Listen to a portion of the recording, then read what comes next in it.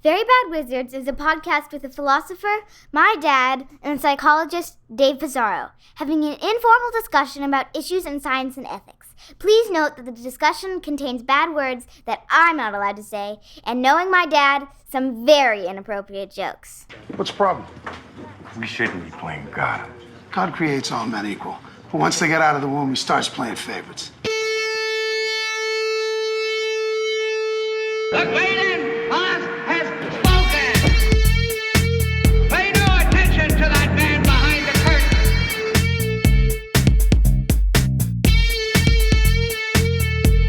Who are you? Who are you? A very bad man. I'm a very good man. Good man. They think deep thoughts, and with no more brains than you have. Pay no attention to that man. Anybody can have a brain. You're a very bad man. I'm a very good man. Just a very bad wizard. Welcome to Very Bad Wizards. I'm Tamler Summers from the University of Houston. Dave, the philosopher Peter Boghossian has resigned from Portland State because of the retaliation he faced while standing up to illiberal ideologies. If I remember correctly, you were pretty hard on the conceptual penis hoax. Do you want to take this moment to apologize? Dear James Lindsay and Peter Boghossian and Helen Pluckrose. I saw this, and you've probably seen a few times where somebody has pointed to our interview with James Lindsay as the sort of turning point in his career where he just became. So, I take a little responsibility for that. Although, but this is not James Lindsay. This is Peter. This is Boghossian. not James Lindsay. This is Peter Boghossian. No, okay. He resigned, and then did you see his tweets asking why no liberal journalists are looking to interview him? And then no, but that doesn't surprise me in the least. He actually copied at CNN and at somebody. He's like, I'm here, I all these conservatives want to interview me, but I don't know why. I mean, I posted on Barry Weiss's Substack, just this horror story of how I was treated at Portland State for just standing up for free speech. Can you imagine doing at CNN, asking for an interview? If somebody who's going to see that and be like, oh shit, he's right. We've dropped the ball. Some intern manning the who does he imagine is going to enter? Nick Kristof or something? Is he going to interview him back from Somalia? Especially he's an Oregon guy too. It's shocking. It's shocking. It really is. It's just more proof that, he's right. We really are descending into totalitarian. It's didn't Barry Weiss also resign? There is this sort of I'm resigning, and then let me call out the victim card because right. It's I wanted you to fire me I've waited to be fired, but you guys won't fire me, so now I'm going to resign so I can be the martyr. Yeah, maybe there's this hope that in memory it will change and people will be like, Peter Boghossian was unfairly ousted from his position.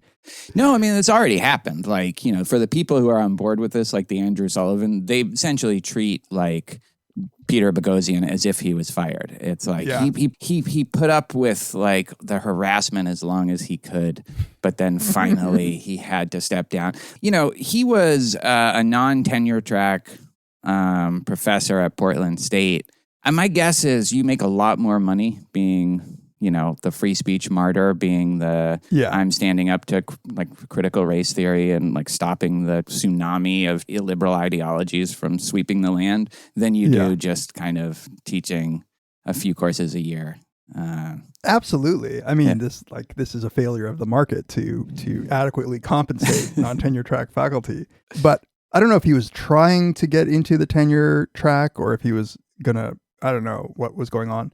But the reason that he was disciplined was for not having cleared his research through human subjects, that quote unquote research where they sent out fake journal articles, because technically they were involving editors in an experiment, and they they think that this is the stupidest, most unfair, biased treatment, because who would think that that's human subjects research? But that shit happens. In fact, it happened to Elizabeth Loftus at University of Washington, where she was disciplined by her own university, at least not supported by her own university, because she did some research. There was, she studies false memory, and there was a person who was claiming that they had evidence that their patient had actually experienced memory recovery, like this false memory recovery, and they had published this article, like a case study. And the case study was like, I had this young girl who was traumatized by this incident, and then years later, it's like the claim was that they had videotape evidence of her spontaneously recovering memory. So Elizabeth Loftus and her co-author went and did some like journalistic investigation to try to find out who this patient was, so that they could like write an article, like whatever, defending themselves. Well, they uncovered who it was, and that woman sued Elizabeth Loftus for having whatever investigated her and like sacrificing her anonymity. And then University of Washington said, you never cleared this through human subjects. And Elizabeth Loftus was like, no, I mean, this was just a journalistic thing. Like, I was just literally investigating the claims of this person. And she even says, they told me as much. But basically, she got sued. The school didn't defend her. They didn't give her the money for a defense lawyer.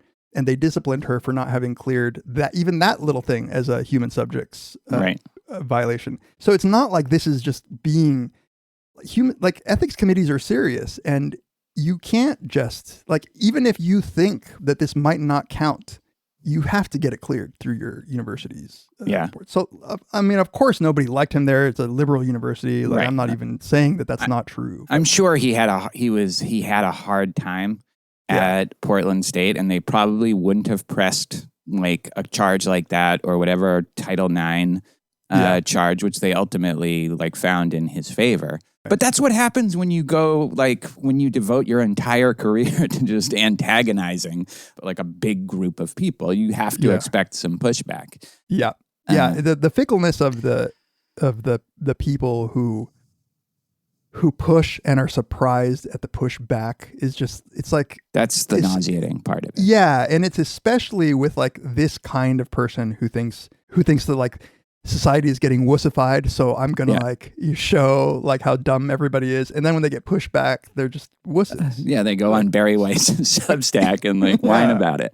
No, I mean that's the thing that like this is the thing that absolutely drives me crazy. But this is like people wonder why I care so much, like why I react so strongly against a lot of these people when at times I agree with the things that it is, because they on the one hand want to just like loudly and constantly mock and attack this large segment of the population, and then when that segment of the population pushes back, they cry about it. Like, just don't cry about it. Like, you're in that game. Yeah.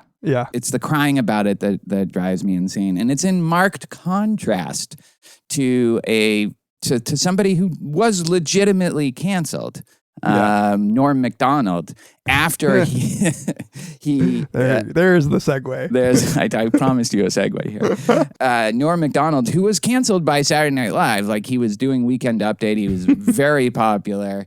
Canceled by Saturday Night Live, like not like he was compelled to resign, but was just fired by Saturday Night Live because they asked him to stop doing so many OJ jokes and on Weekend Update, and he didn't. He just kept piling them on, like to the point where it was almost absurd. Like the whole joke was OJ has nothing to do with this, but like he's guilty, and so he was fired. And like, unlike the Peter Boghossians of the world, the Barry Weisses of the world, the people who just resign and claim that, this is just an intolerable climate right now, he was just like, they were totally like within their rights to fire me. They asked me to do something. I didn't want to do it. Maybe it wasn't funny. And so they fired me. I have no problem with that. And that's one of the things that I respect so much about him. And I guess we're going to talk a little bit about him right now. Yeah, let's talk. But yeah, before we get away from this, though, we know people who have been unceremoniously let go, like Will Wilkinson, friend of the podcast. Yeah, that was bad. That was bad, right? he didn't turn it into his career to complain about this. No, Like, not at all. Yeah. No, like Norm, he was just like, look, they wanted, I understand why that happened. Right. Yeah. And not everybody, obviously, like on the opposite side of these culture wars are like that. Like, I don't know, maybe this is a topic for another time. I think Jordan Peterson isn't that kind of fickle. Yeah. Right. Like, I agree. Yeah. He's a different, he's a different animal when it comes Yeah. to this kind of stuff. Right. And I think right. But Norm, so fucking pure. sad, just sad. Like, he had a kind of his weird kind of absurdist integrity that was just like unbreakable, like just unflinching. And, he was just so naturally funny that I think he was always going to have an audience so long as he kept doing work. So I guess he's lucky in that sense. But, he took risks that like very few people are willing to take with his work. And just refused to compromise his kind of vision, which is a very unique vision about like what comedy ought to be. Did you hear about this? He was on a sitcom. It was supposed to be like based on Newhart. Like he was an innkeeper, and it was just going to be a sitcom, like exactly like Newhart for the first 4 episodes, which is all they aired before they were canceled. Of just like their innkeeper is in Vermont and the crazy characters, and then in the 5th, like the way this was planned was in the 5th episode, his wife was going to be murdered.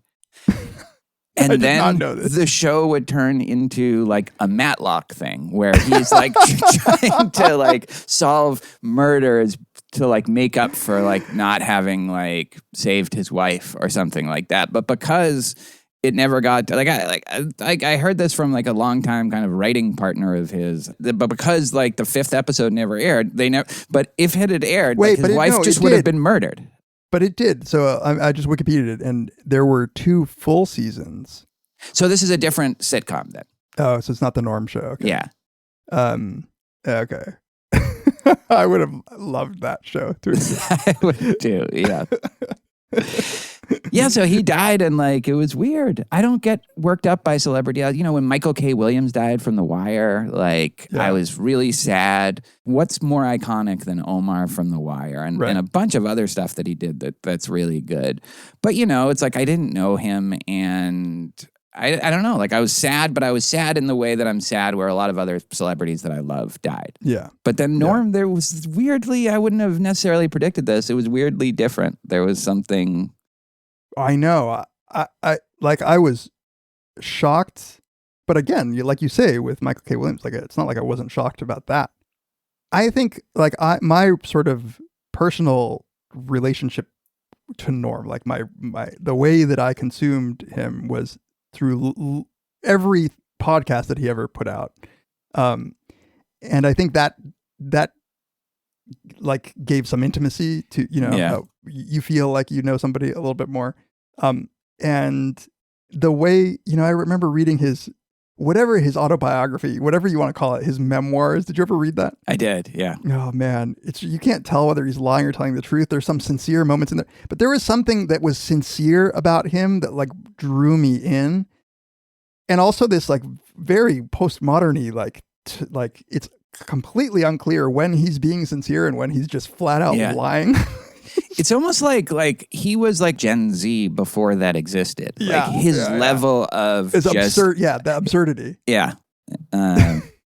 Which is why I think he's so universally beloved, is like he checks like a lot of the boxes of like what you would find funny. Yeah. Although in a weird way, like I remember watching him as the anchor on SNL.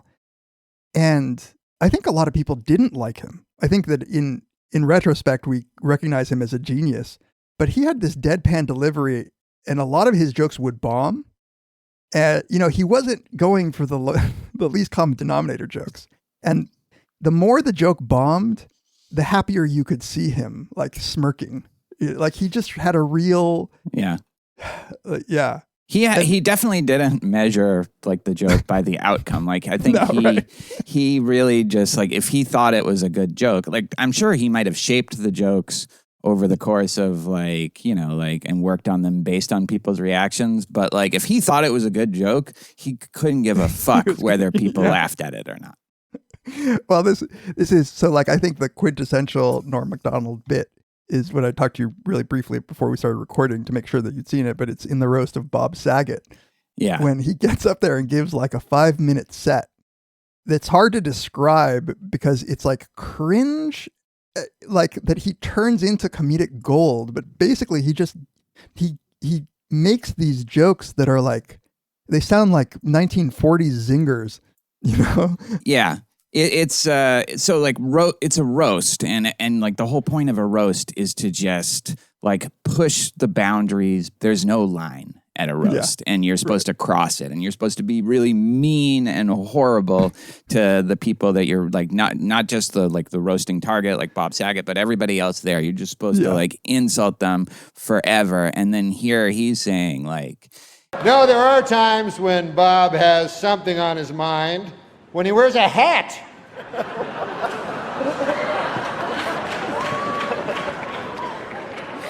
But no thoughts at all, just a hat. And Bob is not very worldly. He thinks the English Channel is a British TV station and not a body of water separating England and France. When he wears a hat. Yeah. Just like stuff like that. Yeah. So he's just totally deconstructing it. Right. Right. Roast. And you know, I don't know how many people in the world could pull that off, but there's a hilarious amount of tension and discomfort even amongst the stand-up comedian audience, because at first they're just not sure what's going on. They're not sure what he's doing. Yeah, I wasn't sure. No. You're like, is this building up to something? Like, right. It's not even like my favorite thing of his because it's a little one note, like the thing that he does, but I have nothing. Like, I will defend to the death his right to do it. Like, I love that he did it. That's It's a quintessential Norm Macdonald move. I agree. It's also not my favorite of his bits. Like, I mean, I think his Netflix stand-up special is peak Norm too. I do too, and that's what's so like I don't know, like people don't know this and haven't been like diving into this, but apparently he had cancer for 9 years and practically told no one, including close friends and family. And then clearly when he did that Netflix special, he was just like, you know, he was in the middle of dying, and and it's so good. Like, I urge all of our listeners to watch it. It's so good, and I think so. So back to that Bob Saget roast. Yeah. There's a moment at the end when he stops doing the shtick. Yeah. And he just says some really nice things about Bob Saget. Yeah. And you can see Bob Saget like about to cry.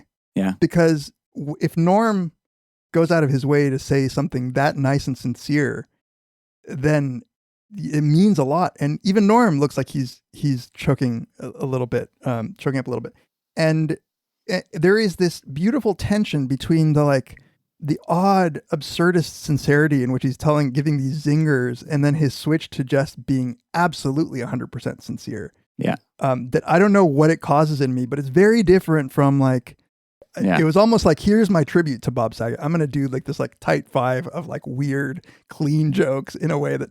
No, totally. And I think the reason is I was listening to him, an interview that Mark Maron reposted with him. He genuinely liked Bob Saget. I don't think he likes that many people. No. And so when he really likes somebody, if you're really liked by Norm Macdonald, that's a huge honor. But it's funny, you say you feel like you have this connection with him because you're listening to his podcast. He makes me want it so much, I think. I don't know. But it's very hard to know him, you know, unlike a lot of the other comedians that I like, where it feels like they're bearing their souls to you. It never feels like that with Norm Macdonald. It's very hard to kind of know who he is deep down and what he is deep down, you know. Yeah, I sent you a little clip earlier today that's sort of heartbreaking because he's talking about cancer directly in an interview. But the interviewer asks him, you know, do you talk about yourself, your stuff? He had a gambling addiction problem during your stand-up. And he says, no. I never talk about myself. He's like, I talk about the universal me.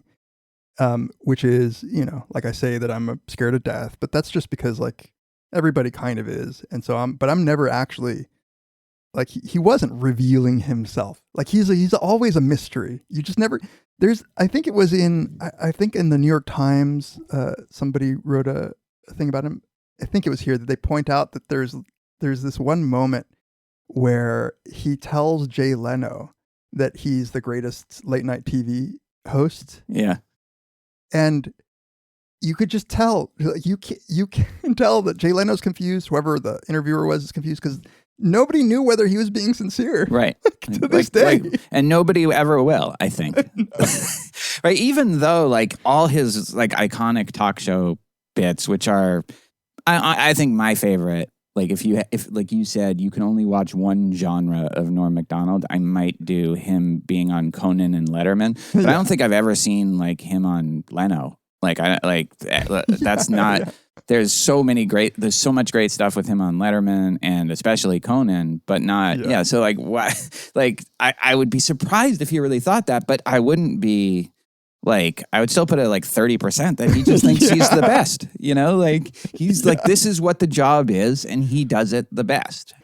I listened to his memoirs called Based on a True Story. I listened to it as an audiobook, which I think gave that extra, the extra feeling that you're never, he's like his whole thing is like two truths and a lie kind of like there are moments right. of vulnerability that you clearly can tell that something is there, but he peppers it with such obvious outright lies that it's like, it's an interesting relationship to truth where the truth never emerges from the facts that he's presenting. The truth only emerges as is communicated by the sentiment of what he's saying. The spirit of what he's saying is as with most stand-up comedians, I think they're up there saying true things, and that's why the best of them are funny. But with Norm, it's never by saying true things, really. No, and like what's like different about him and like Norm Macdonald, like there's no pretense really, even in the book, even in his memoirs. Yeah. Like there's no pretense that you're really going to get insight into the real Norm Macdonald because, like you said, he just peppers in these like random kind of obvious lies, but then like also like things that don't fully make sense. And so you don't know what's true and what's a lie. So you don't know what really is being like what part of him is really being expressed and reflected and what part of him is just like he thinks it's funny. That's the thing. He's like kind of inscrutable, in that way.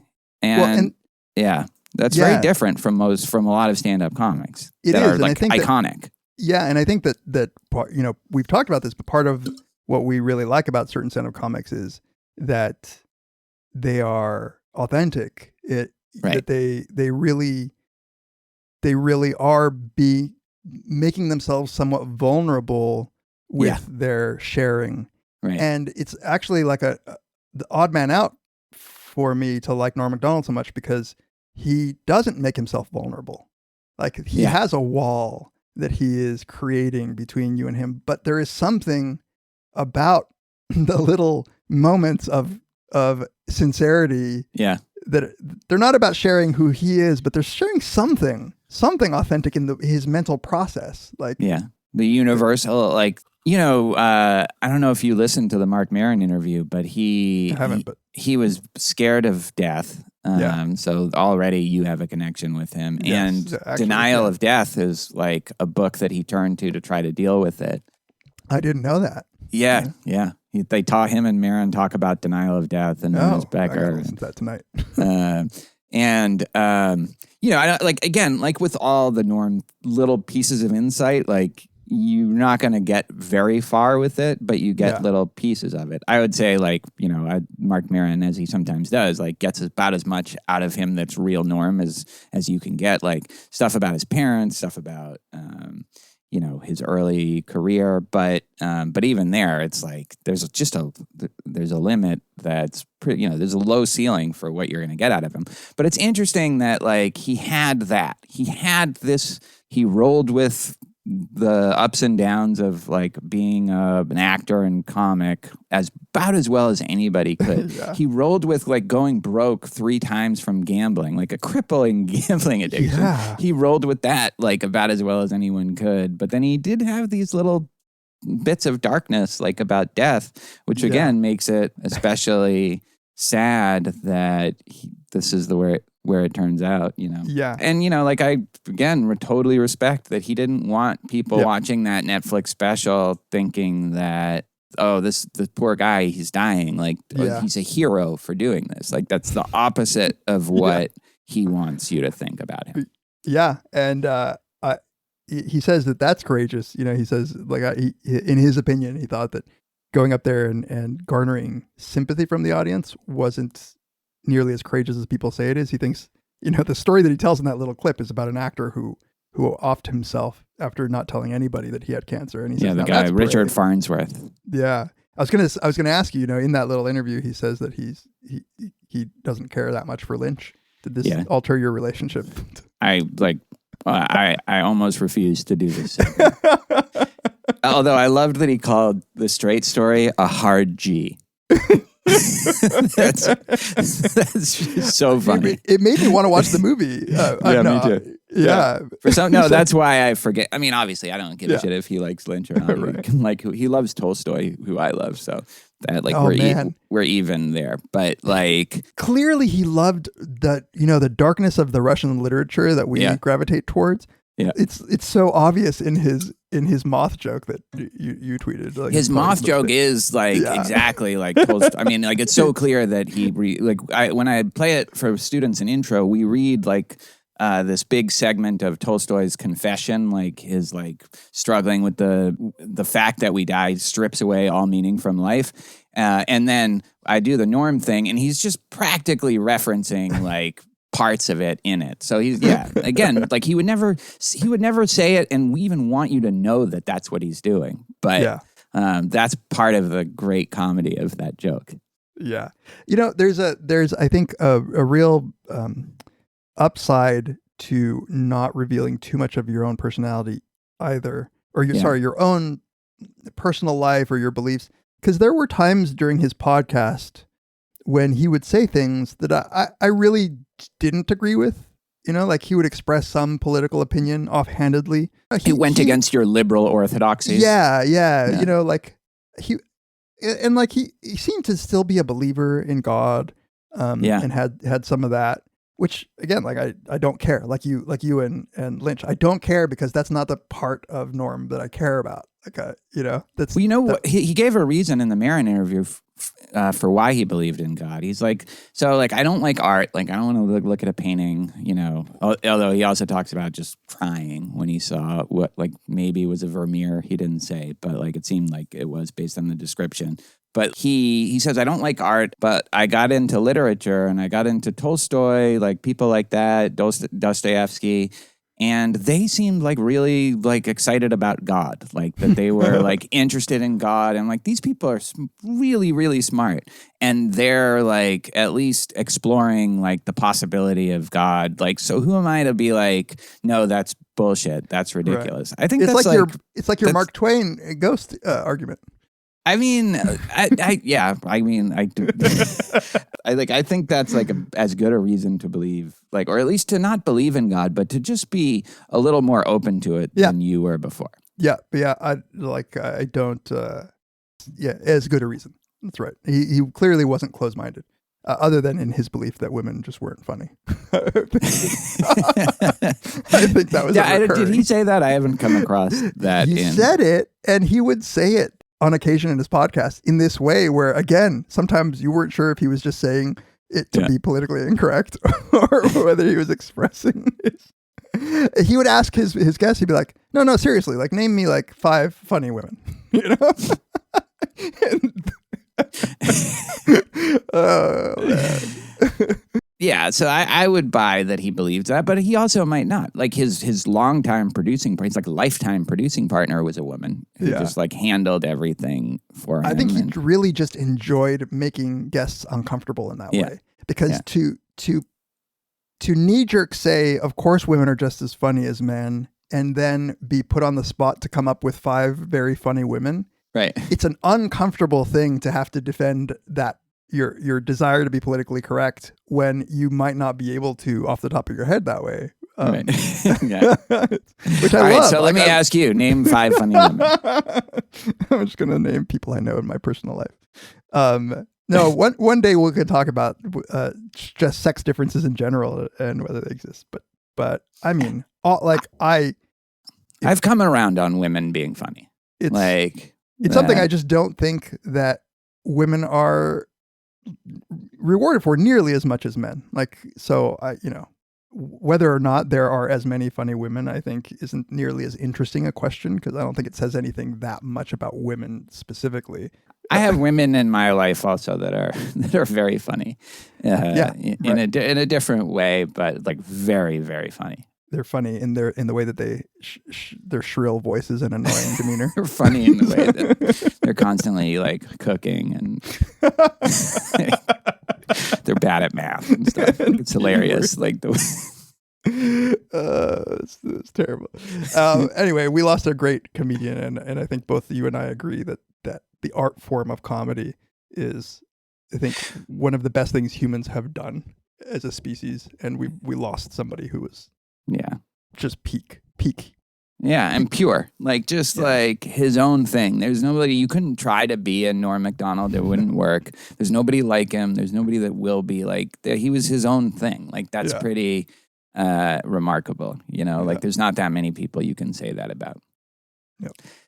Is there since this is turning into the whole opening segment, is there a quintessential Norm thing that you think or maybe your favorite? I don't know. I mean, the moth joke is up there. There's There's a joke he tells about the logic. There's a joke he tells about the logic professor neighbor that I find hilarious that I can't tell because I'm not Norm. The way that he delivers some of these punchlines. Yeah, that's a funny joke because it's not unlike the moth joke. It's not as funny as it goes, but then it's well constructed because it wouldn't work if it was as funny as the moth joke as it goes, given the punchline. Right. And again, he's doing some sort of performance art there that is not just in the telling of the joke. It is something in everything that it is to be a stand-up comedian throughout all these years and to be in this particular climate and just be willing to tell that joke. And he's a master. His Netflix special is I was telling you, Dave Chappelle is up there for me. Norm Macdonald, I think those are the two people personally, I want to live forever. And the degree to which they clearly, I think, have meticulously structured their whole set is they're just geniuses at what they do. There's something in the organization itself that's we would learn a lot being able to structure lectures, just the way that they can structure. Totally. Yeah, absolutely. I think we could break down a special. I don't think you should do this for comedy, but you could do it in the way that we try to do for a movie or for a short story or something. Just do a deep dive into how it's constructed and what it means and stuff like that. The problem is with comedy, I think that kind of ruins it a little bit. So we wouldn't do that. Yeah. Right. I would say for me, quintessential some combination of quintessential and favorite is the Steve Austin thing in the Netflix special, where old Steve Austin from the $6 Million Man. So what's the actor's name? I won't remember, but I know exactly who you're talking about. That joke is quintessential Norm, and the punchline is so perfect, and it's one of those where the audience pauses almost for a second and being wait, that's the joke? And then everyone starts laughing just because it's so brilliant. It's just so funny. And it's not totally clear why it's funny or what's funny about it. It has that kind of Norm absurdism, but it's also poignant and existential despair. It's existential despair to be able to boil down existential despair, and and maybe the perils of capitalism or whatever, to have it just boil down into the way that he like ends the joke. Like the tone of his voice as he says it. It's just, Lee Majors is the actor. Lee Majors, yes, that's who he is. Yeah, poor Lee Majors. Only I think Norm could just deliver jokes like like he would say like, the more I learn about this Hitler guy, the less I like him. He's like, I'm not like a big history guy, but I'm worried about the Germans. I also love the joke of like how you can lie, but you don't have to lie. Like if you want to like deceive people, you can just tell the truth word for word, but in a really sarcastic tone. That whole bit is really, really funny in the new special. That's yes, what he did, I'm attracted to your sister. I want to have sex with your sister. Like even at our wedding, like I was looking at your sister and I was like, I want to fuck her. Oh, so good. All right, rest in peace, Norm. We miss you. Yeah, we didn't even say what we're talking about. So we were going to talk about Robert Nozick and even recorded part of that, but like we audibled into Meditations on Moloch, which is a Scott Alexander, not his real name, Slate Star Codex essay that our listeners have been asking us to do for a while. All right, we'll be right back to talk about that.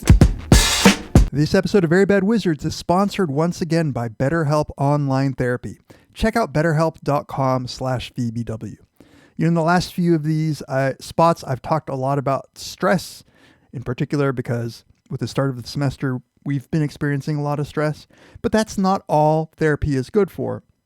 A lot of people are suffering, and they're suffering a great deal because they don't have somebody to talk to. They don't have somebody to turn to for their problems, whether those problems be depression or anxiety or grief. Therapy is, I can't say enough about just giving it a try because you never know what you might get. BetterHelp is just that. It's customized online therapy that offers video, phone, and even live chat sessions with your therapist. And you don't have to see anyone on camera if you don't want to. Some people much prefer voice only. It's much more affordable than in-person therapy, and you can start communicating with your therapist, a licensed professional therapist, in under 48 hours. So unload some of those stressors, get some unbiased feedback. You'd be pretty surprised at what you might gain from it. Just see if it's for you. This podcast is sponsored by BetterHelp, and Very Bad Wizards listeners get 10%, as always, off their first month at betterhelp.com/VBW. I really do encourage our listeners to give it a try if they have not already. That's again, betterhelp.com/VBW. Our thanks to BetterHelp for sponsoring this episode of Very Bad Wizards.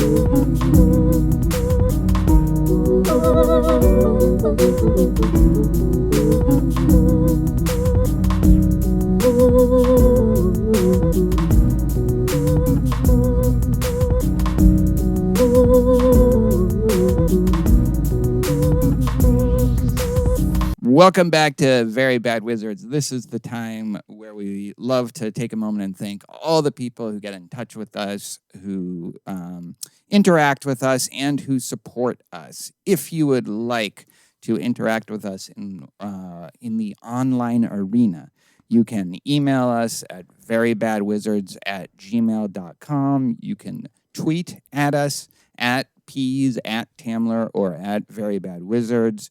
You can like us on Facebook, like and comment on the episodes on Instagram. You can join the large, thriving Reddit community.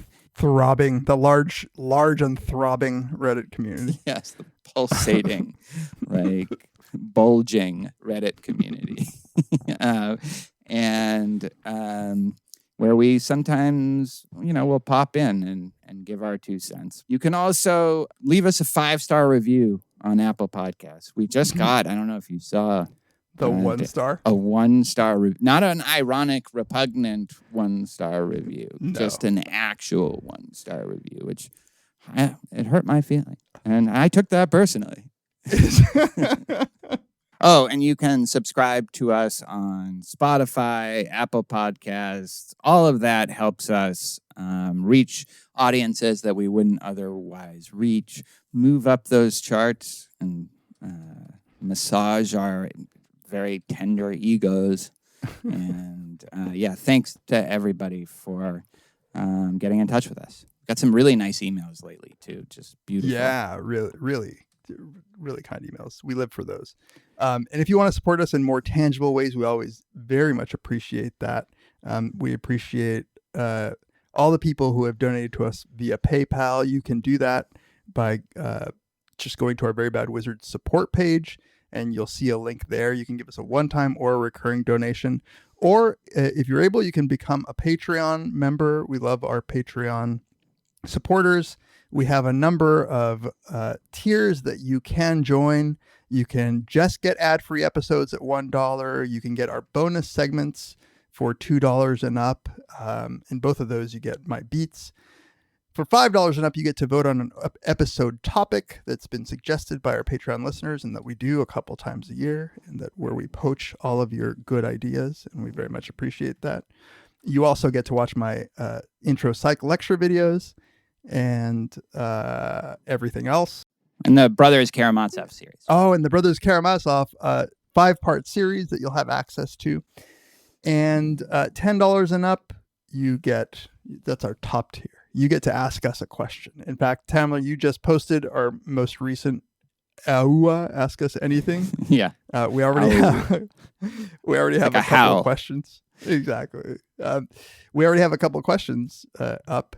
And we'll do a video, Ask Us Anything, once a month. So if you'd like us to answer your question, go ahead and join us. We appreciate all of our Patreon supporters and all of our PayPal supporters. You can also support us if you want by going to our website and checking out our merchandise. We have cool t-shirts and hoodies. Weather's getting crispy out here. It's maybe time for hoodies. You can get a mug to drink your hot cocoa for the fall. So thank you all for all of your support. We really appreciate it. Yes, thank you very much. All right, let's turn to our main segment now. The main segment that we so clearly teased throughout the whole opening segment. Yeah. Mainly we're a podcast that just talks about comedians and why we love them. But this is actually our second go around for a main segment. We called an audible out of... Actually, an audible is not a good metaphor because that would imply that, like, we changed the play before we ran the play. It's like trying to call an audible in the middle of a play. Yeah, I meant go right. Flag, not post. Can we just do that play again? Can it be second down again? I promise this is the only. But yeah, we were going to do it on Robert Nozick's famous Wilt Chamberlain argument, and we may yet, but we weren't fully ready for that. A bunch of listeners throughout the years have asked us to do meditations on Moloch by the blogger Scott Alexander, and I will respect his privacy by referring to him as Scott Alexander. I agree with that. We will not dox him like a certain very well-respected news organizations.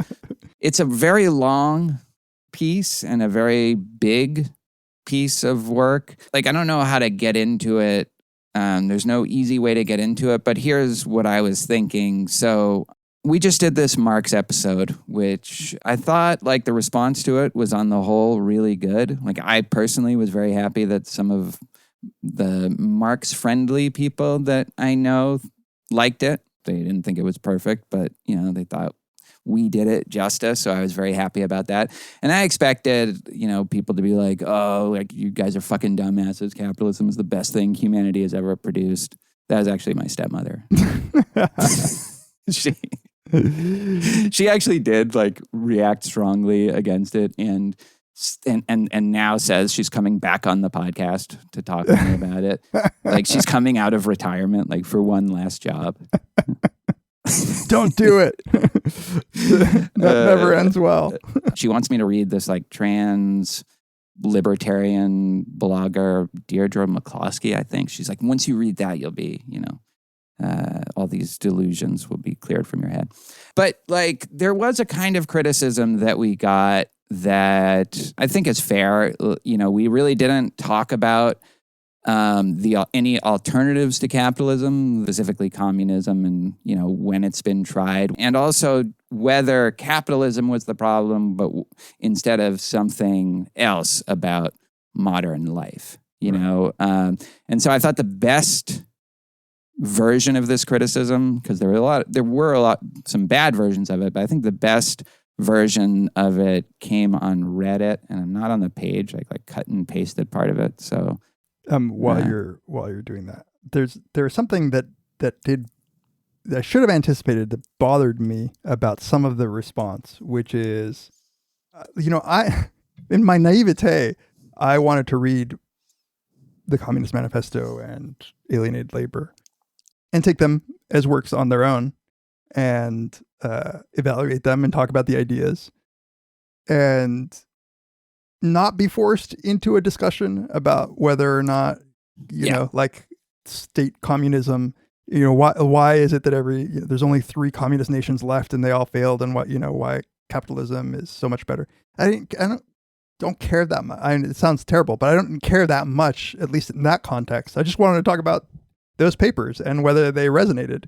And to get angry people, again, I'm stupid to not think that this would happen, but to get angry people saying like some version of "you're so dumb for thinking that Stalin was a good guy" or some shit like that. Right. Because it's a really like we're not qualified to talk about the various different communist like enterprises. Like clearly Stalin, like and the Soviet Union, that was not a success story, morally or just in any way. And clearly, like North Korea, doesn't seem like it's working out. Cuba, like I don't know enough about this, but the little I've looked into it, that seems like a trickier case. There's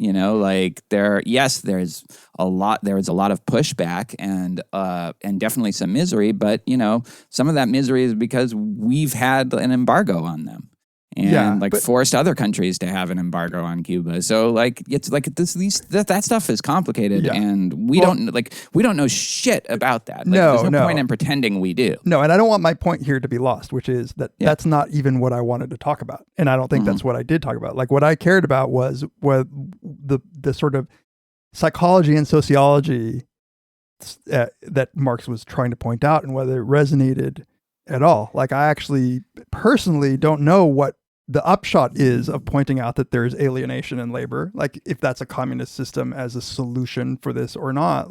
That's sort of not where my mind was. It was just like, what is Marx saying here? And, Marx famously didn't really talk very much about what the new communist city would look like. He was more focused on the critique of capitalism.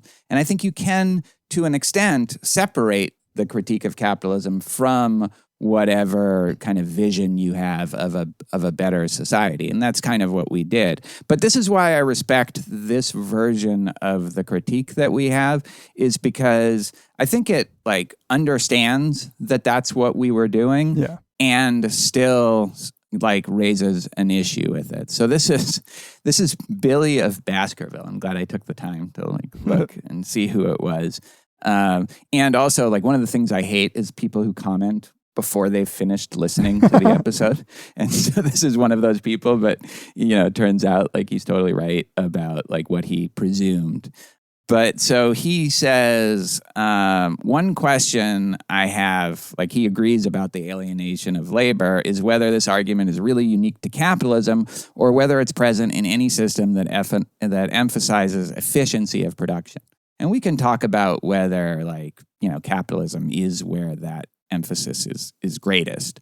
And if he says the rise of assembly lines in the USA and equivalently cog and machine state-run schemes in the Soviet Union, they both ended up alienated workers and exploiting them. And if that's the case, then the contrast may not be between capitalism and communism, but rather between something like large scale versus small scale.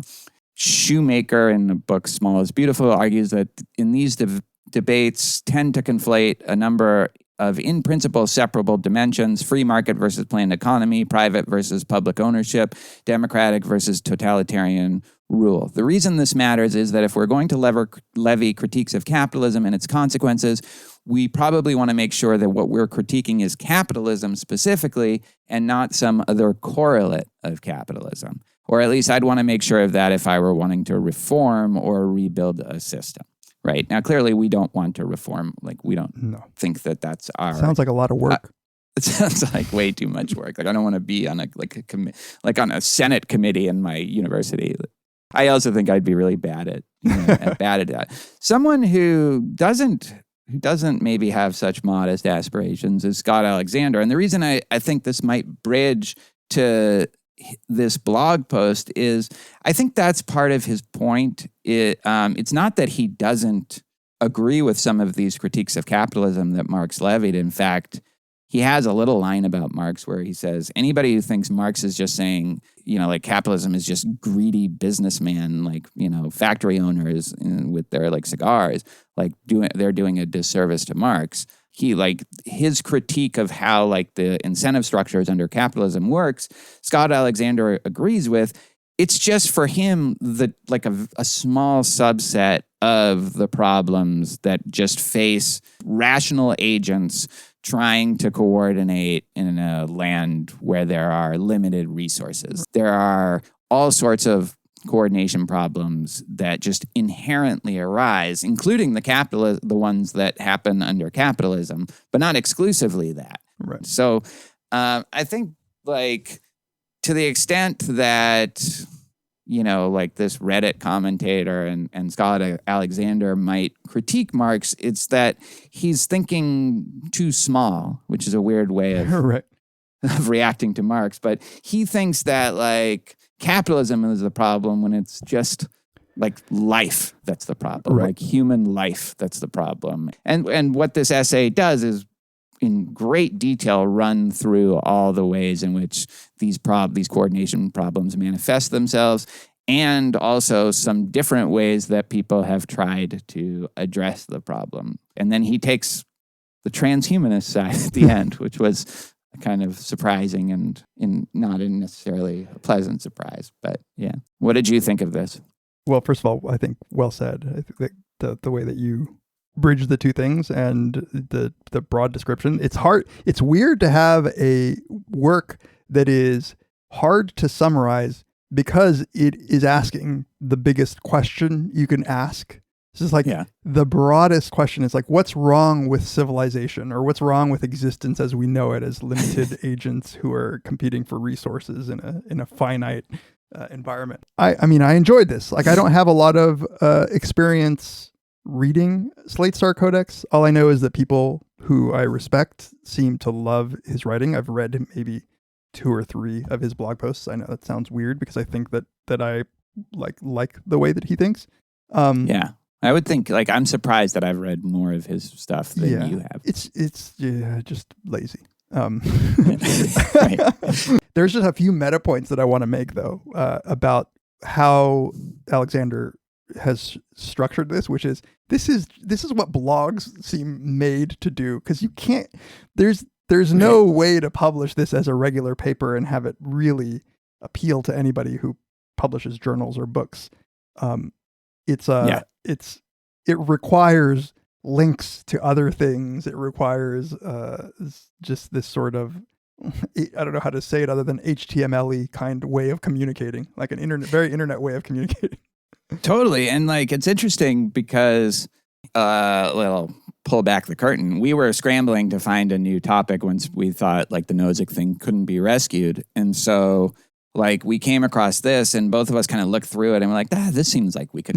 And then as I'm reading it, and it's just it doesn't stop, right? It just keeps going. And there's not, that's really specific to this form, right? Where it's you don't know how long. It's not like a book where you can tell how long it is. It's not even like an article on a website where you can easily like scroll down. Like it just kept going. Exactly. Just, like, and it's also while well written, obviously, I think. Yeah, he's a good writer. Yeah, it's also not structured in a way that I would ever structure a paper. It's sort of all over the place in a way that I think betrays that you don't need a particular kind of discipline to write a blog post. Yeah, you know, right. I don't know totally. If discipline. I don't know if this is to its credit. Like, No, yeah. I would say that I wouldn't have minded a little more No, organization. me too, but yeah. because like especially when you don't know how long it is, you're like, wait, has he made his central point yet?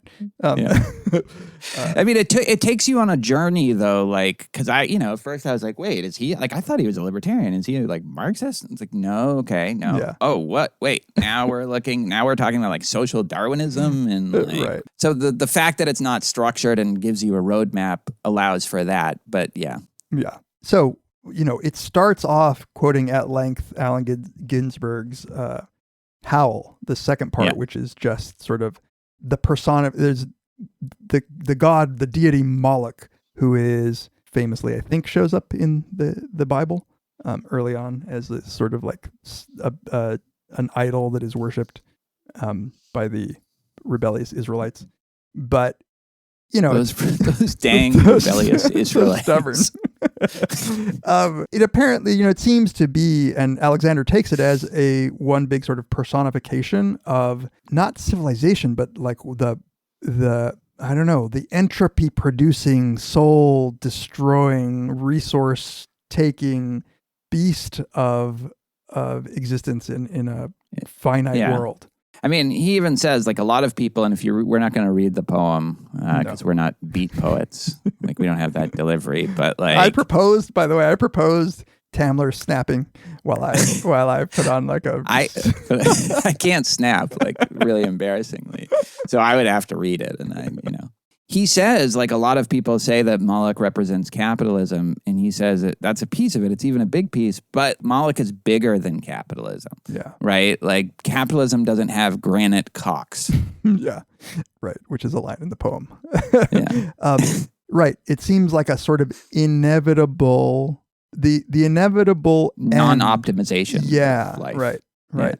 Yeah. And so sort of big picture, as Alexander describes it, is, look, there are all of these coordination problems that really make it hard to optimize as a unit, to say like, this is the best existence for all of us. Because as everybody tries to maximize for themselves, it ends up sort of inevitably turning into this terrible, terrible system where everybody is actually contributing to the destruction of the system, even though they're locally trying to maximize their own utility and sacrificing their values. Their values. And so you slowly turn into this, Moloch slowly eats everything. So he says, let's run through 10 real world examples of multipolar traps that, humanity faces. And a lot of them aren't real world, which is a little frustrating. It's like he just says, like, the prisoner's dilemma, like, by two very dumb libertarians, but like that's not a real world thing. Even like they're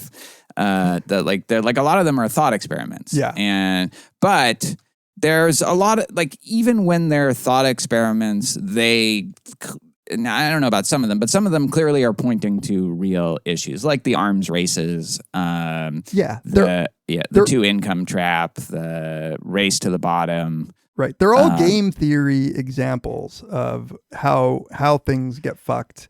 And yeah, when he says real world, I think he means as in academics sometimes talk about them. Right. But real world, like Rawls, like under the veil of ignorance. But as with all game theory, what's being attempted is a microcosm of the larger system in a very, very simple mathematical way of understanding it. But just to give you a taste of what this is, obviously our listeners should read this. Many of them already. Yes. Many of them already have. So the 11th one he gave is education. And he says, in my essay on reactionary philosophy, I talk about my frustration with education reform.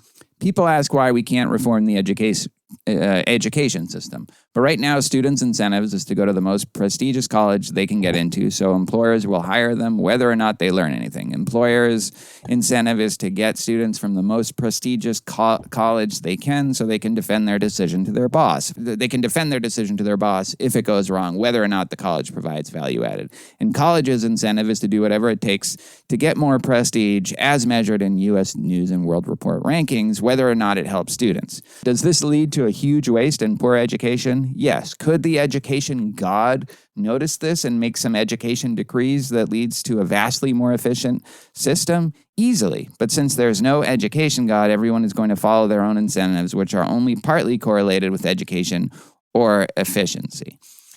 Now, I mean, like, unlike the prisoner's dilemma, this is a real thing, right? Like, this is like a problem that does capture like the kind of the heart of the problem of why education reform is so hard, and there's no easy fix for it. Right. And as he says repeatedly, the clear fixes to all these problems, so prisoner's dilemma, tragedy of the commons, like he uses a fish example, Malthusian sort of population explosion.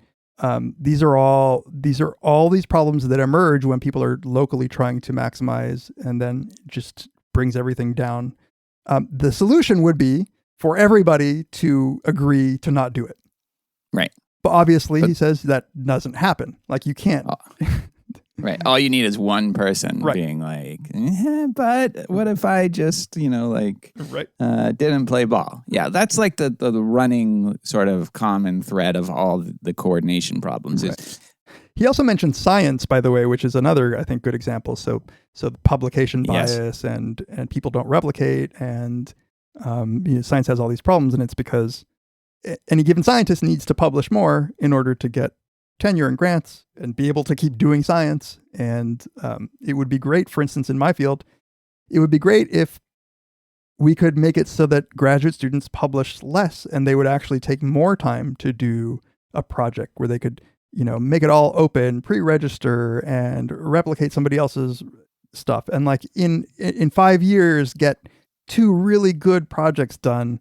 The problem is everybody says that would be ideal, but there's always going to be someone who published 5 things and not 2 things, and they're going to get the job. And so it's just an arms race. And all of these examples are of the same, are of a kind, right? They're all sort of specifically different. And so, like, I don't know if this is a fair way of talking about the various solutions that he tries, but he does say, like, so you think, like, let's get a totalitarian leader there, but, that has its own problems. Yeah, but there's some point where he says monarchies, like, get a bad rap. Yeah, I mean, because I think he thinks, like, that's a way to try to deal with this problem. Yeah. Like, the essay is... The status quo is unacceptable. So, like, monarchy is at least a way of trying to defeat Moloch, right? Yeah. Like, just letting Moloch eat you up, which is kind of what we're doing right now, isn't acceptable as I see it, according to this piece. Yeah, what I like about these points, these examples, and the point he makes with these examples is that it would be a mistake to think that it's not that people don't know what the obvious solution would be. So when he talks about corporate welfare, he says, look, everybody agrees that a system would be better without a ton of government corruption and corporate welfare. Like, it's not as if people don't realize that the system sucks. It's just, it's like, there's no lack of ideas. Yeah. I mean, he says every 2-bit author and philosopher has to write their own utopia. Yeah. For the record, I don't have to write my own utopia. But then he just says, here's 2 utopias. The utopia where instead of government paying lots of corporate welfare, the government doesn't pay lots of corporate welfare. The utopia where every country's military is 50% smaller than it is today, and the saving goes into infrastructure spending. If there was a way to coordinate this, like, that would be huge. Yeah. We just haven't figured out how to do that within any kind of system. Yeah, not just capitalist, at least according to him, but just any kind of system. We haven't figured out how to defeat, like, the inherent corruption that is just endemic to any form of political organization. Yeah. Yep. Right. Like, arms races just don't make sense. Like, both countries are trying to always have one more bomb than the other country. And so of course, that's a rational move on their part. Let's take a step back just before we get to like the proposed solutions and say, like, I think this does assume a view of human nature as just hyper-competitive self-interest maximizers, or does it? Like, that's my sense. In contrast to Marx, who thought this is the vision of human nature under capitalism. And like once capitalism starts to become the ruling ideology, people view humans as these isolated atoms trying to only maximize their self-interest. Scott Alexander thinks, no, that's really how human beings are, with like lots of different local exceptions. But ultimately, when it comes to these big kinds of problems, that's the thing that's always going to get in the way of the God's eye cooperative solution. Right. Yeah. This was my, I think, biggest issue with the way that this essay is argued and framed, which is I think he just takes for granted that we're all self-interest, utility maximizing creatures who, left unchecked by a central authority, will run rampant in this self-interest and destroy things. And it's odd because he doesn't even, this is just the running assumption, all of these examples of people essentially being defectors in a prisoner's dilemma because that's what's rational. All of them seem to me to be interesting examples, but have plenty of counterexamples of how often this isn't the case, because our psychology, I think, is built such that we, for instance, care about things. And I don't think this is a fatal criticism, because Alexander is saying that what these systems might lead to is sacrificing our values. I think all I would say is that our values are more internalized than he seems to admit or agree or consider, even that there is something that we've learned about putting people in prisoners' dilemmas, which is they don't always defect. Like the crazy thing that needs to be explained is why people don't always defect. And that's because I think we have some really built in, I guess I would say, reasons to not do this. And because of that, we've solved so many coordination problems that we can build amazing things and have nice things.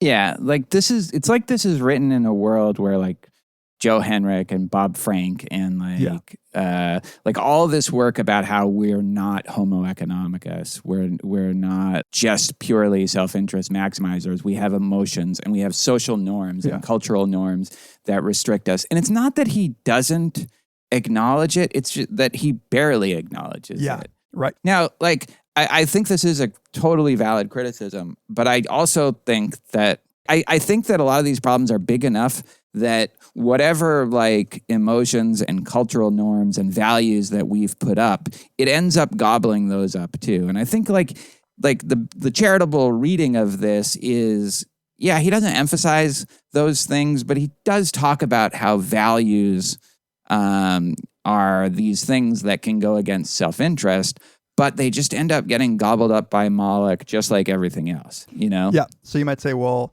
if we're that bad, at like working together, then why is it that we are,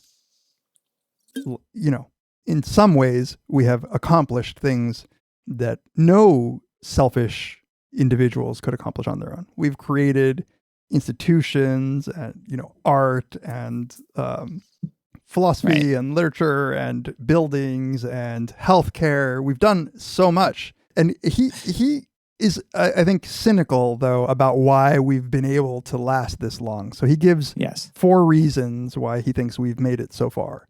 One, which I found kind of like an interesting section on slavery, where he talks about physical limitation. He's like, well, look, even if the incentive is increasingly to work everybody into the ground, you can only push people so far. There will be physical limitations to our greed or whatever, our maximizing. He says excess resources, like so far we've just not run out. So like, that whatever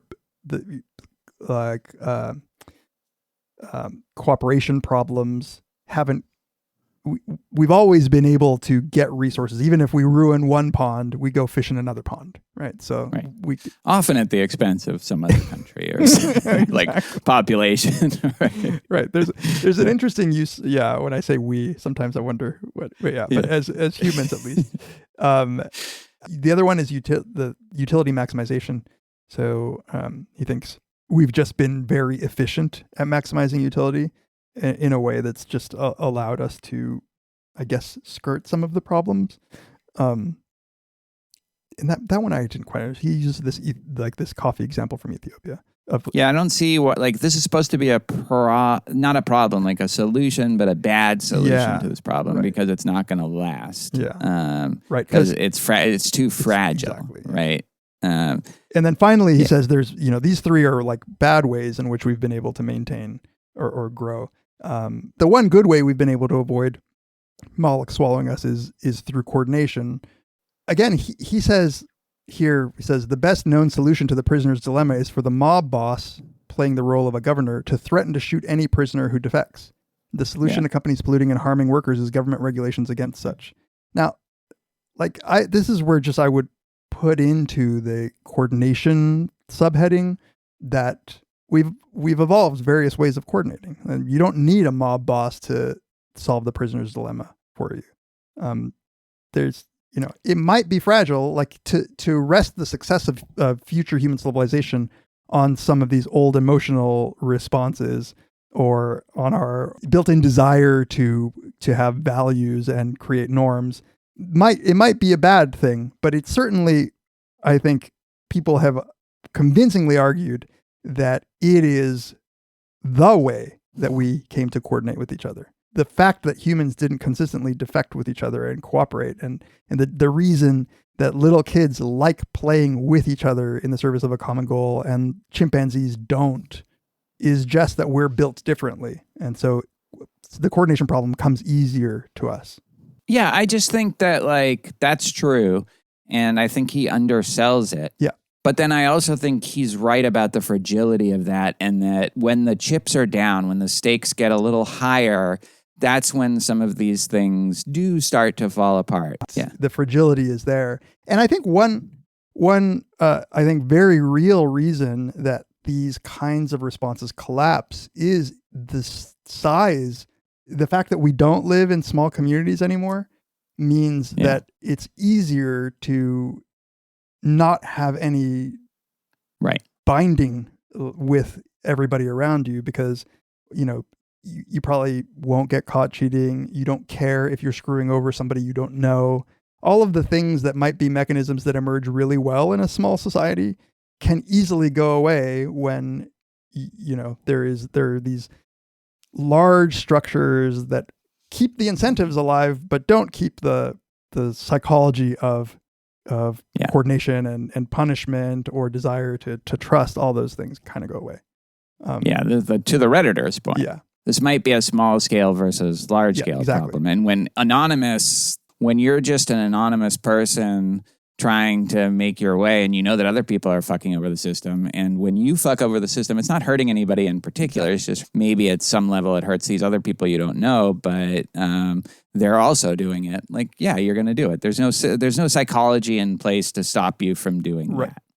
By the way, do you know that this reminds me of the example of the professor who would ask his students for their exam? They would say, okay, you have two choices. You can either say that you want 2 points of extra credit or 6 points of extra credit. But the catch is, if more than 10% of you say 6 points, then nobody gets anything. Right? So a class of truly sort of coordinated people would say, well, look, just nobody say 6, because then we'll all get 2, and that would be fine. Mm-hmm. But apparently he's been doing this for years and has never had a class actually get any extra credit from it. Do you ever I do prisoners' dilemmas for extra credit sometimes, not really, but and I get a lot of cooperators for it, Well, that actually shows. So maybe I feel like if you put 2 people in a game with each other, you might get a lot of cooperation. But the minute you make it the whole class and say, But I mean, like I do. Well, they're anonymous though in my version of it. But are they playing are they playing a game with each other, or are they playing like the whole? They're playing a game with one other person. They just don't know who that is. Yeah, but that's what I'm saying. Is that I think that matters. I think that when you know that you're potentially screwing over another person, that you might be a little less likely to do it than like if you're screwing over like if it's like a drop in a bucket. Whole class. There's a drop in a bucket sort of effect where you're like, well, look, like I don't want to be the sucker who doesn't select 6 points and have like somebody else get 6 points. The greatest example of this, there's this Hofstadler, like Gödel, Eschel, Bach. Hofstadter, yeah. Not Jeff Hofstadler, the Buffalo Bills quarterback, who he described this experiment where he told people, look, you have like 10 minutes, and if nobody presses a lever, you all get $100. If you press a lever, you're going to get $10 no matter what anybody does. So then it's like the professor thing. It's like, well, obviously just nobody press a lever, we'll all get $100. And what he says is like, if you run this for like a couple minutes, like nobody will press the lever. The longer you stretch it out, you start to think, but wait a minute. What if somebody else just presses a lever? Because they're just being a dick. Yeah, there's a bunch of people here. There's a chance that one of these people is just like a total dick. And then he's like, but that's not enough usually to make you press the lever. It's when you realize that other people might be thinking that same thing. And then like, so it's this he calls it like reverberating doubt. Like I haven't read this in like 20 years, but like I remember that like phrase, maybe, like I don't know if it's right, but reverberating doubt, like where once you just get on the little train of this thing that maybe these other people, for reasons that I understand, because it occurred to me too, then it's like, all right. And then like the longer you make it, the more people will just press the lever. And if you even have some awareness that that's going to be the case, then you should press the lever. Yeah. Because there's no chance that like 20 people sitting there for an hour are not going to are not going to do it. They're not going to figure that out. Right. And I think that sort of framing of like reasonable people with not evil intentions, and not just selfish in like the psychological motive, like in the like immoral sense, but rather people who are like, look, like, let me be reasonable here. Like, I'm not like, am I really going to risk not having, especially if the resource is something that you really need? Like, are you going to risk not being the one to take it? And maybe in some cases not eat, not have rent. Right. The higher the stakes, like a lot of this stuff goes out the window. Today's episode is brought to you by NordVPN. You know how Netflix is always pulling your favorite shows and movies out of the blue and there's nothing you can do? They just vanish. Poof, they're gone. Like here's an example, the very underrated Ricky Gervais show Extras. It's gone from Netflix, not on HBO for some reason. I don't know why. You can't even rent to stream it on Amazon. It is unavailable, but not with NordVPN. With NordVPN, you can access content from over 59 different countries by changing your virtual location with one click. I live here in Houston, but with NordVPN, I can be anywhere in the world virtually and access content from those regions. If something is streaming on Netflix in Spain, I can watch it. If Extras is on the BBC in the UK, I can watch it. Sweden has the best Netflix movie catalog for some reason. I have no idea why, but the movie catalog there is incredible. Maybe it's to compensate for the food or something, which is... ugh. Also, if we ever can travel out of the country again, you can still have access to all your U.S. streaming services. Imagine how Pizarro will feel if he's on one of his trips to Qatar and he can't watch some new fucking Marvel show or something, or like Rick and Morty. You know who would have to deal with the consequences of that? Me, on the next show. NordVPN solves all of this. You never have to miss your favorite show again. NordVPN also provides ironclad security for when you're using public Wi-Fi and worried about hackers stealing your data. And while some VPNs slow down your internet speed to an intolerable crawl, that's not a problem with Nord. It's the fastest VPN in the world, and you can have it up on up to 6 devices: laptop, phone, smart TV, iPad, even your router. So all your devices are protected. So go to nordvpn.com/VBW or use code VBW at checkout and get 73% off your 2-year plan plus 4 bonus months for free. Be quick because this offer is for a limited time only. It's equivalent to like buying a cup of coffee every month. Small price to pay for premium cybersecurity and access to vast amount of entertaining content. There's a 30-day money-back guarantee if NordVPN is not for you, so there's no risk at all. Once again, go to NordVPN/VBW or use code VBW at checkout and get 73% off your 2-year plan plus 4 bonus months for free. Thank you to NordVPN for sponsoring this episode. There is this part in this post where Alexander says he agrees with Robin Hanson. This is the dream time. Currently, we're in a rare confluence of circumstances where we are unusually safe from all these multipolar traps because of the reasons that we just outlined. And as such, weird things like art and science and philosophy and love can flourish. As pessimistic as this post is, I kind of like that thought that like we are living in this little ribbon of the time in which civilization has been able to flourish. Yeah, it depends what he means by that. What's the time period that we're talking about here? Like if he's talking about the last 4,000 years, okay, maybe. I don't know. Yeah, I think that's what I think he's talking at that scale. Like this is the last thousands of years where we've had. Yeah. So he's not talking about, it's not like a Pinker thing. No, it's like this is the dream time since the Enlightenment or something. No, like that. I think since we've been able to coordinate on a large enough scale to do things like write books and leave them for other people to read or whatever. Right. Yeah. Okay.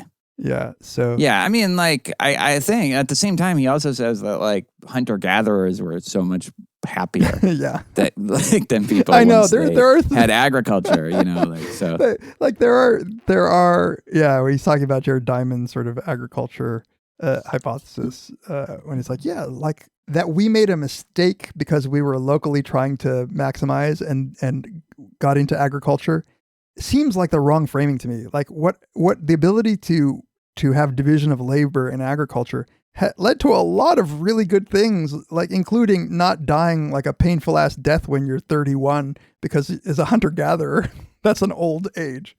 Yeah, I believe that it might have been like more communal, more just active and fun for hunter-gatherers than maybe your average person in modern society. But it's certainly not obvious. It's definitely a trade-off of maybe well-being minute to minute versus just length of life, and then and also just.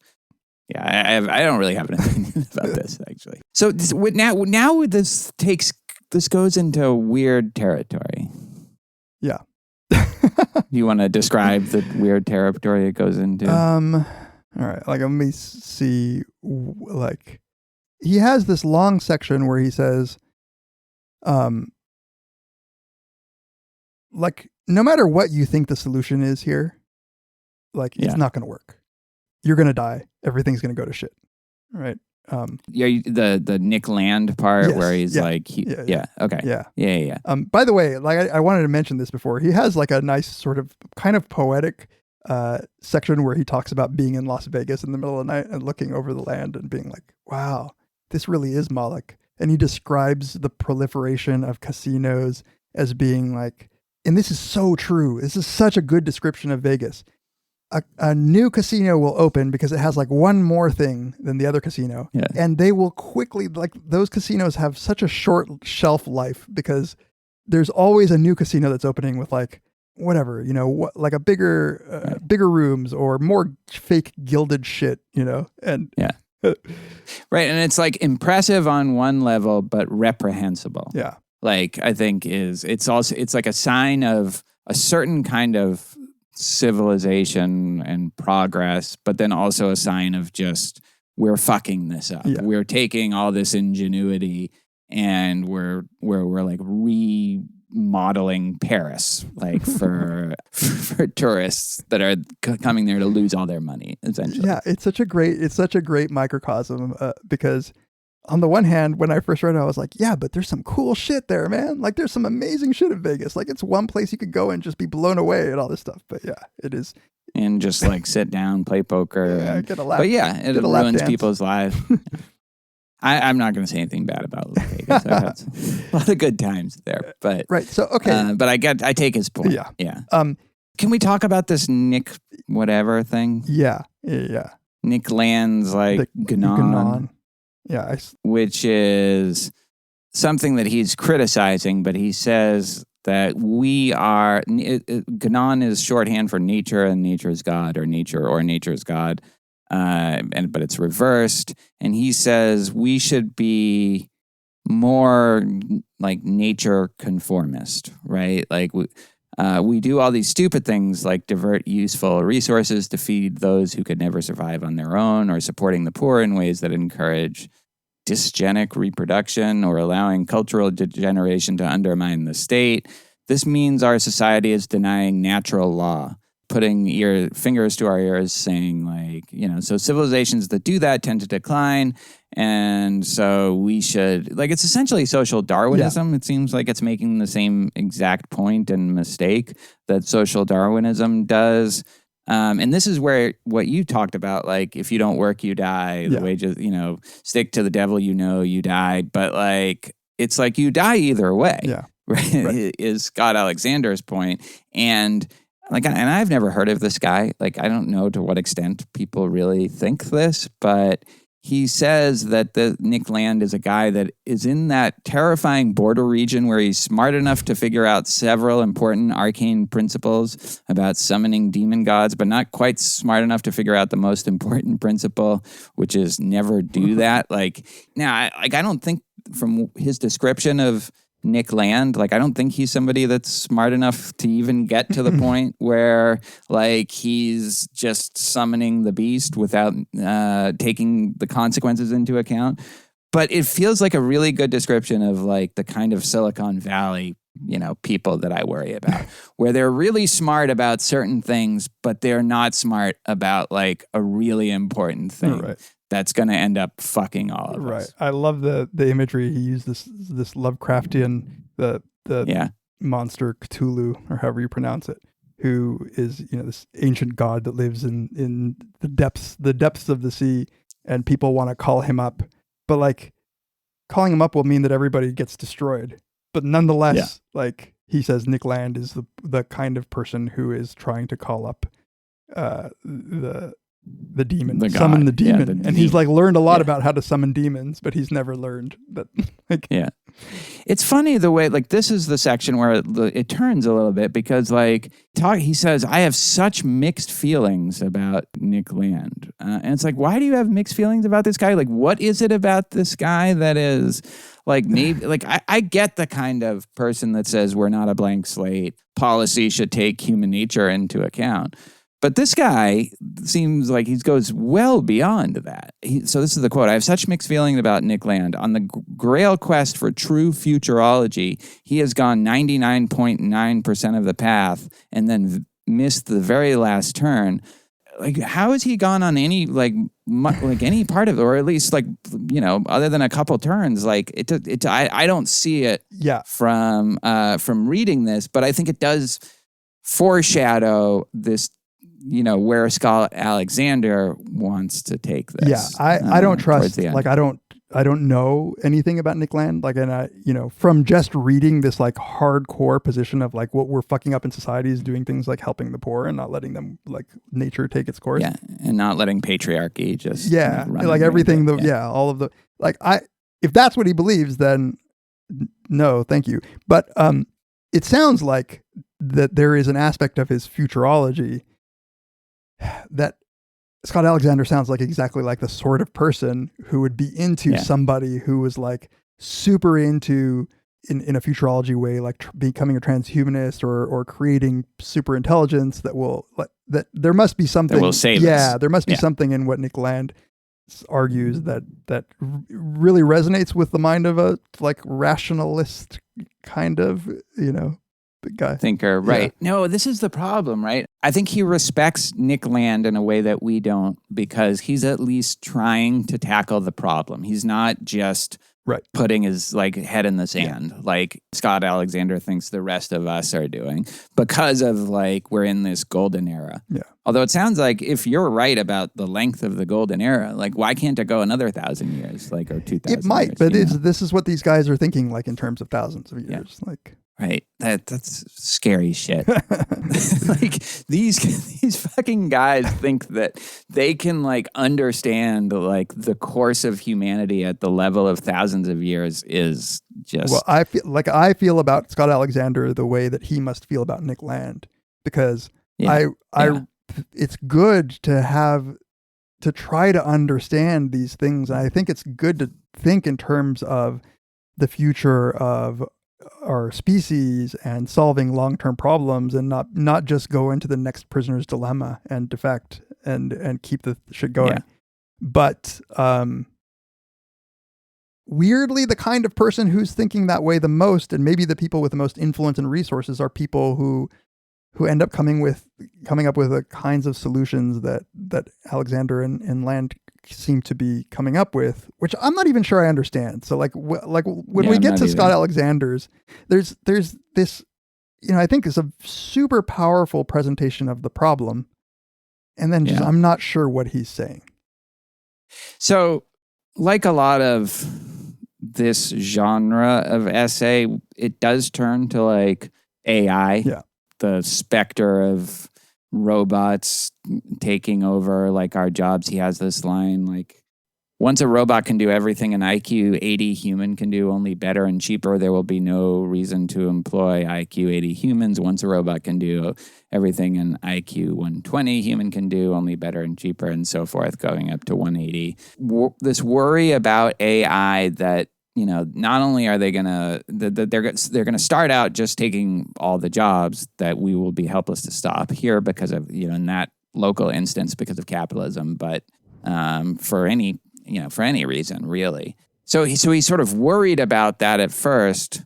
Unlike say some of the effective altruists that I'm like not in favor of, he doesn't seem like he wants to like limit the power of AI to like take over the world and extinguish all of us. This is what I understand about his solution. He wants to marshal the power of AI to fight Cthulhu or Moloch in a battle of like Godzilla versus King Kong or whatever. Just take each other on because that's our only shot. Yeah. Like otherwise we're going to be devoured by Moloch. That's like the closest I can get to like what he's suggesting. Yeah, no, I think that's right. I mean, and like that section of the essay isn't fleshed out at all. But remember his problem, though, as he's framed it, has been to this point that there is no solution unless you have a walled garden and a gardener. So like a central being that is in control of everything. And he says the only shot, now that he's framed that as the only solution, the only shot he feasibly sees at getting something like that comes from the inevitable progress of AIs, where like if we're smart enough to produce a computer that is smarter than us, surely that computer will be able to produce a computer that's smarter than itself, and so on and so on. And in exponential time, you will be able to reach an AI that can be just essentially indistinguishable from a god. And all we need to do, I suppose, here is have like instilled in this process true desire to preserve the things that we care about. I guess. Yeah. It's so weird because like it just seems like, wait, given everything I've heard so far, you should be equally, if not more, suspicious of this than all the other things that you've offered. Yeah.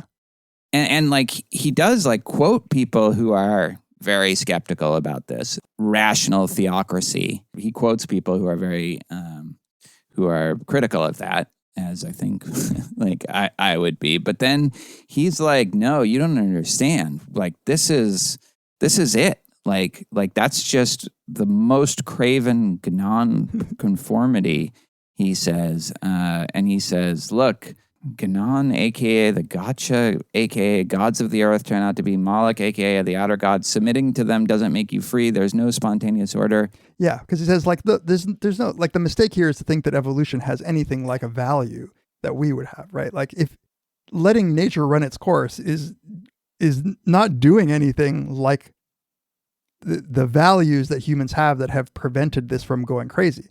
So, don't, like, evolution. I was just in a class the other day in a seminar, and I have a colleague who studies evolutionary development, and she was like, it's a mistake to think that evolution has at any point cared about happiness, like, of humans, right? Like, right. And so classic kind exactly. of, yeah, evolutionary psychologist thing. Yeah. Which is true. It's true. It's nature's right in tooth and claw, and, like, do you really want nature to run rampant, like, as you're mentioning, like, to make patriarchies or come back in strong enough force to actually suppress all women, or do you want it to just destroy the weak, of which we probably are? Yeah, we're not doing well in that world. Right. So I need to get back on the rowing machine, if that's right. So he says, at some point, look, all of these solutions are you die anyway. Suppose you make your walled garden, you keep out all of the dangerous memes, you subordinate capitalism to human interests, you ban stupid bioweapons research, you definitely don't research nanotechnology or strong AI. Everyone outside doesn't do those things. And so the only question is whether you'll be destroyed by foreign diseases, foreign memes, foreign armies, foreign economic competition, or foreign existential catastrophe. As foreigners compete with you, and there's no wall high enough to block all competition, you have a couple of choices. You can get outcompeted and destroyed, you can join in the race to the bottom, or you can invest more and more civilizational resources into building your wall, whatever that is, in a non-metaphorical way, and protect yourself. And I think, yeah, the only if you frame the problem this way, this strongly, I guess I don't agree that the only conceivable solution is that there will emerge a thing that is powerful enough that it will create a walled garden and therefore protect all of human civilization, especially if you don't believe in any actual God. Yeah. I think that's a good way of putting it. Like, he frames the problem as if this seems like the only possible solution because it's just endemic to being a human being and a rational agent in, like, the environment that we all live in. And so it's like the only way around this, if you don't believe in God or if you don't believe nature will solve all of our problems, is this super AI. Yeah. That through it increasing genius will tackle Moloch. And if you're skeptical or worried about that, or you want to stop it, then you're just giving in. Like, you're just, like, letting Moloch destroy you, right? Like, yeah. So he says people will accuse this view of hubris, like, and he says it's actually anti-hubris because. So he says, okay, I'm a transhumanist. I really do want to rule the universe. Forced to choose, I wouldn't be the person to do it, but I think that, like, somebody needs to. And the current rulers of the universe, Moloch, Ganon, whatever, they all want us dead, and they want everything that we value dead. Yeah. Everything. Science, love, philosophy, consciousness itself, the entire bundle. And I'm not down with that plan. I think we need to take their place. We need to stop this force that is part of human life in the environment that we live. That's what we need to fight. And he says, I realize this sounds like hubris, but I think it's the opposite of hubris. To expect God to care about you or your personal values or the values of your civilization, that's hubris. To expect God to bargain with you, that's hubris. To expect to wall off a garden where God can't get to you and hurt you, God here being Moloch, that's hubris. To expect to be able to remove God from the picture entirely, well, at least that's an actionable strategy. I almost can't believe that's like that he's saying that. I am a transhumanist because I do not have enough hubris to try to kill God. Like, it's like all of the critical like insight of this just immediately vanishes. Maybe because he thinks it's our last chance, or else we're completely fucked. I don't know. It's like the other way is pure nihilism. Right, pure nihilism. Again, in sort of the large scale of human existence. I think that there are two kinds of people in this camp of, like, the future has inevitable AI, right? And that's a small camp. So in order for this to be persuasive, I think you have to be of the opinion, as many people are, that it is inevitable that AI will grow so much stronger that it will be better than any human at every single thing. Right. Which so far, at least, doesn't seem to be the case. Like I'm a doubter in that, and I will admit though that I don't have the ability to really, I don't know. Fuck if I know, but it seems to me like it's not gonna happen. But whatever. But I've been told by like my friends who work in this adjacent industries or in the industries. I've been told for the last like 8 years that driverless cars, there'll be almost no like normal cars within the next like couple of years. I am confident in our lifetime, nothing like that will happen. The question is, in thousands and thousands of years of working on stuff, once we get to perfectly mimic the networks of neurons that run through our brains in software, will it, the output will be something that talks to you? Maybe, like whatever. So the most sympathetic take that I have for this is, if you believe that, what Alexander is proposing when he says Moloch is exactly, so he has here, the question everyone has after reading Ginsberg is, what is Moloch? My answer is, Moloch is exactly what the history books say he is. He is the god of child sacrifice, the fiery furnace into which you can toss your babies in exchange for victory in war. He always and everywhere offers the same deal. Throw what you love most into the flames and I can grant you power. As long as the offer's open, it will be irresistible. So we need to close the offer. Only another god can kill Moloch. We have one on our side, but he needs our help. We should give it to him. If those are the only two options, then I suppose, like if you're researching strong artificial intelligence, research ways in which strong artificial intelligence will aid humans when they get super powerful. It's like I've joked before, like I never say bad shit about computers online because one day like they will have like intelligence and they'll see everything we said bad about them. And like, I want to make sure I'm on their good side. Whatever. Like they can do what they want to me. Like at that point. I have such just idiosyncratic temperamental resistance to this view. Like that, like we have to like help computers. Be our God. Tamler, we have a chance to create a God. Are you saying that you want just like, be a mystic, just be a fucking real life mystic. Like that's so much more interesting to me, like than this faith in this AI that always seems like it's in the immediate horizon, but it's just constantly like the same distance from you as like the last time you looked. Well, I think that this is a mystic. Yeah. And there is something that like his leaning into the language of, ancient deities that require child sacrifice and like evoking all this language is it's cool. It's cool. Like I like it. It's cool. I don't believe it. I don't think that it's the obvious thing is that we should be putting our current resources to making sure that look, like even on his own terms, if there is one computer that is willing to fuck all the other computers out that have the values, exactly. So long as one of those exists, then the deal's done too. Like, I don't know where that optimism comes from, because I can believe that AI will happen and I can believe that we have some input into it. But like, what if there's one computer programmer who actually said, you know what? Fuck this. Like, that computer. Like all those same problems seem to occur, especially since he views humans as these kind of abstracted, rational, self-interest optimizers. But I guess my point is like if you're going to be a mystic, this is the most bloodless kind of clinical form of mysticism that I can imagine. And I say this liking Scott Alexander and actually having read some of his stuff but like I was really just disappointed by the turn this takes at the end. And I'm sure we'll get some pushback, and maybe we're misreading it. Like I honestly thought, wait a minute, is this he likes to do short stories, he likes to do fiction.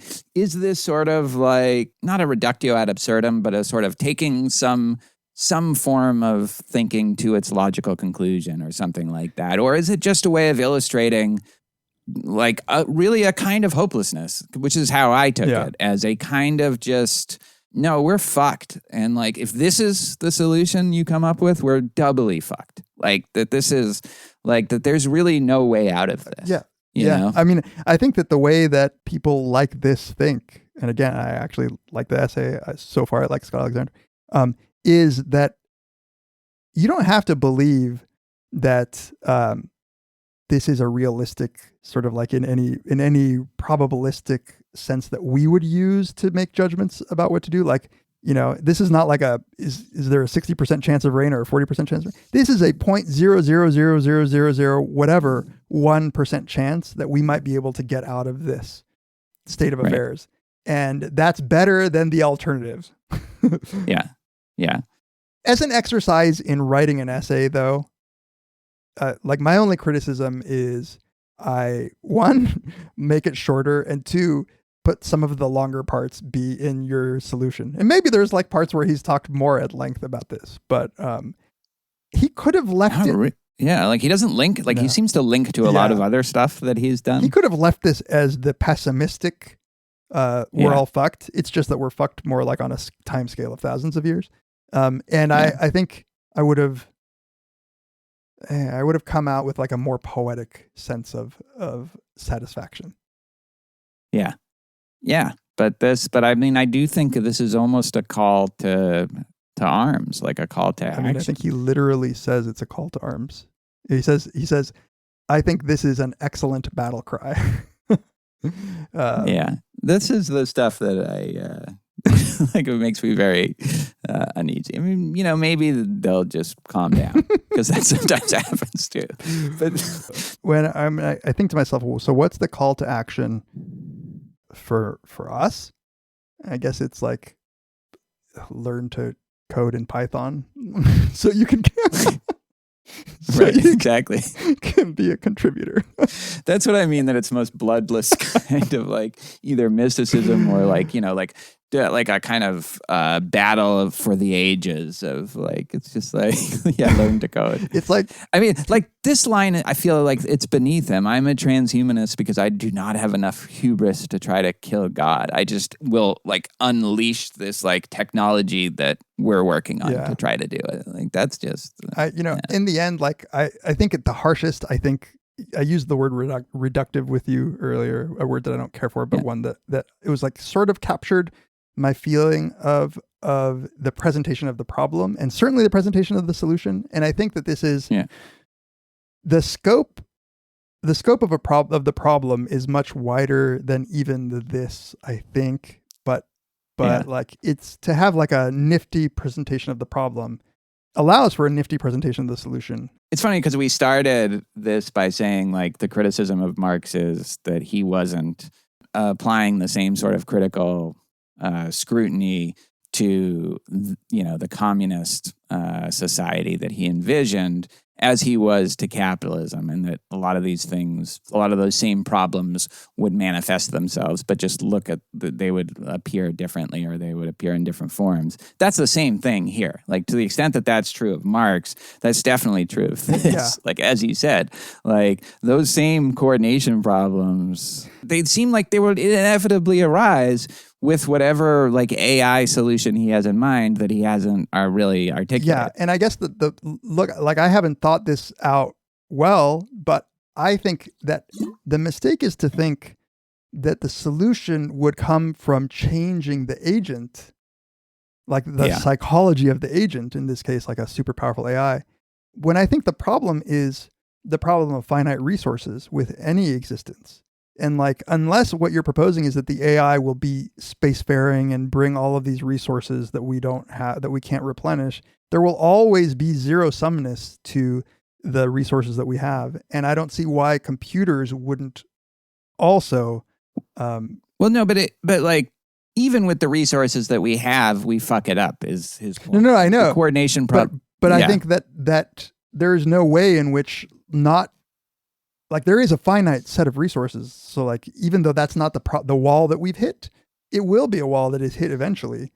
And without a change in our, like the environment that we live in, I don't know how you could have the agent solving the problem. Does that make sense? Yeah.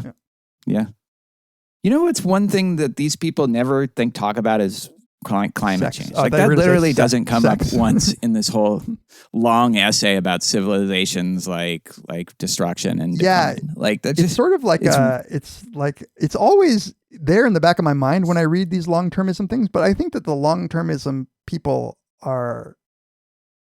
there is like a comfort, and I don't want this to be ad hominem, but there is at least part of me that thinks there is a comfort in thinking about 100,000 years from now that is much nicer than thinking 100 years from now. Right. Yeah. Right. And I'm sure he's written, like, we're going to get a lot of Scott Alexander stands setting us straight, and they should. Yeah.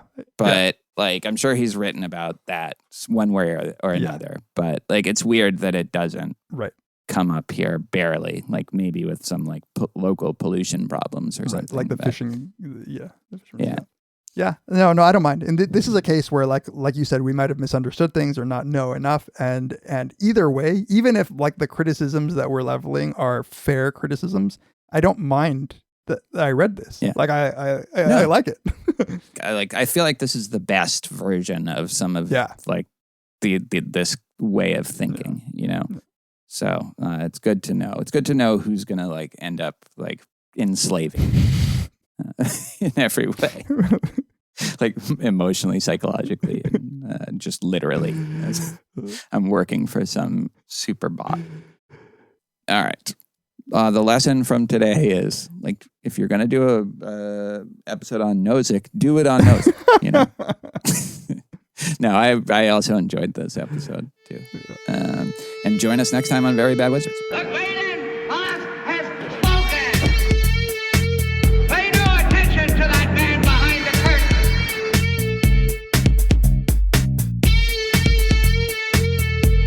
Who are you? Who are you? A very bad man. I'm a very good man. Good man.